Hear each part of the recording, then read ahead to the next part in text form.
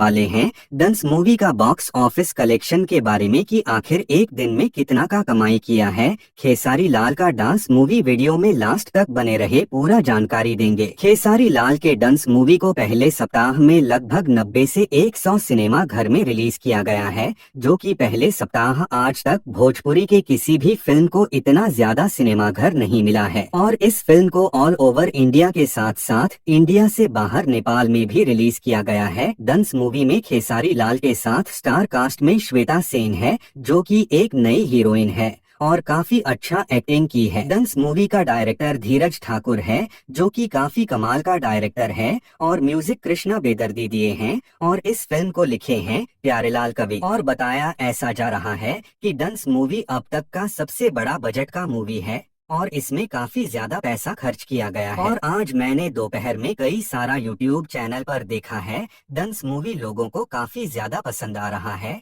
और लोग काफी ज्यादा प्यार दे रहे हैं। अब बात कर लेते हैं डंस मूवी एक दिन में कितना रुपया का कमाई किया है। तो हम आपको बता दें, डंस मूवी सभी सिनेमा घर को मिलाकर लगभग 30 से 35 लाख रुपए का कमाई कर लिया है एक दिन में। बाकी आप सभी भी अपना नजदीकी सिनेमा घर में जाइए और इस फिल्म को ढेर सारा प्यार दीजिए और भोजपुरी के सभी अपडेट के लिए इस चैनल को सब्सक्राइब करके जुड़ जाइए।